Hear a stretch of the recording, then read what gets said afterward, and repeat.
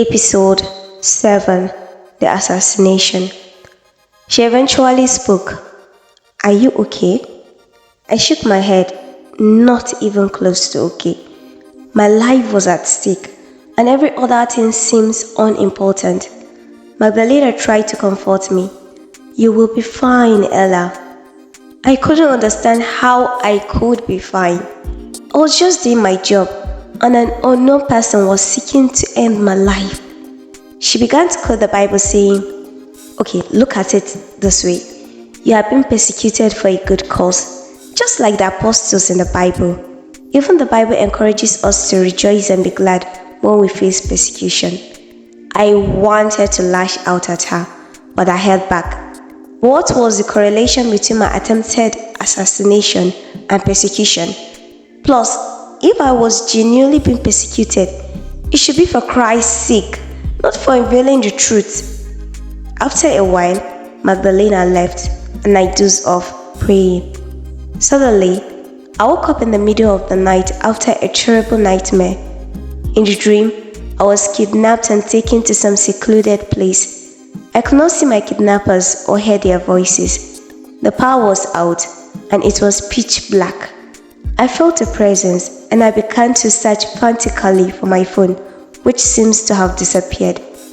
I found the bedside lamp, eventually, switched it on, and searched every corner of my house to ensure that no one was there. Realizing that it was probably my fears from the previous day that was haunting me, I resorted to praying. I went to the kitchen to grab some snacks since my stomach grumbled for food. As I was scrolling through social media, I saw that everyone was talking about me. Some were accusing me of collecting a bribe, leading to the attack. Some were trying to encourage me, but I could see the hatred in their eyes. I logged out of the group and went to check my Facebook page. I saw a post by Samis that caught my attention. I liked the post and continued scrolling.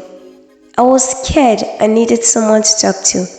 It was too late to call Magdalena, and I didn't want to worry my parents. So, I did something unexpected. I sent a text message to Sammy's message box on Facebook, but I doubted if he would have time to read it. So, I wasn't bothered whether he replied or not. I continued to scroll through my timeline, watching short videos and getting alerted. I logged into my page and tried to reply to messages, but I had not checked my inbox for 3 months. The workload was enormous and I was emotionally unstable, so all I had been doing was uploading short points to keep the page on the move. Suddenly, a message by Linda, surname withheld, caught my attention.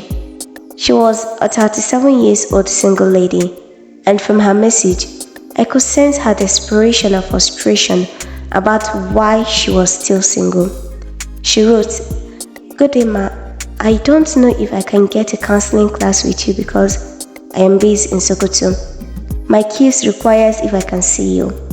I am about losing my mind and I need your help before I do that. I am Linda from Nasarawa State, but I work here in Sokoto. I am 37 years old and still single. The tension keeps getting wider and I can't help but think I may be cursed. Please help me. I don't run a marriage counseling service and I've never posted that I do. However, the woman needs help and I also needed help. Unfortunately, I don't know any physical being who can help us both except Jesus." I was on the clock and didn't even know if I could meet up with her. I couldn't leave her that way. I decided to reach out to her, but what if I was late? I soliloquized in my mind. I quickly went back to her message to confirm the date the message was sent. It was for a week. Many people lost their lives within a week. I just pray she wasn't among them. I sent back a text asking for her contact, but I received no reply. I realized the time of the night and that she wasn't online. I said a prayer for her to God, hoping she didn't go overboard.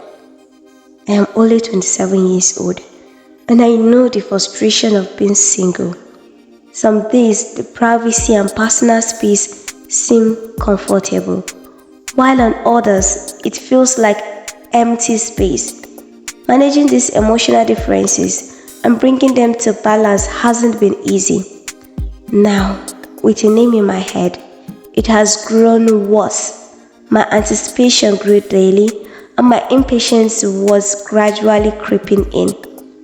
I tend to compare the many books on youth, relationships, courtships, and marriage lessons to my situation. Questions like, what if God isn't done making me the lady worthy of fitting into the shoes of his servant? What if, on the other hand, he, my future spouse, is still with another? What if I have met him but don't know it was him? Then, to my greatest fear, what if I don't fit into his vision of a wife? I was beating myself up over what shouldn't bother me. Yet, I couldn't help but feel God shouldn't have revealed him to me. I would have had much peace than now. I stayed awake all night, jotting down my thoughts and ideas on how to go about looking for my assassin. The thought alone made me laugh at myself. An ordinary Ella, taking herself to find her assassin. I couldn't help but relate this to Jesus. He knew he was going to be haunted for the crucifix, yet still came to earth. His was for a greater cause, and I am glad he came.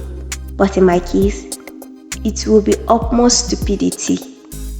Before I delivered myself for the slaughter, I asked God to permit me to meet my partner. It was the most selfish prayer I had ever prayed, because if anything bad happened to me, I would leave him broken. It would have been best if he didn't meet me. 3 months later, my heartbeats were abnormal.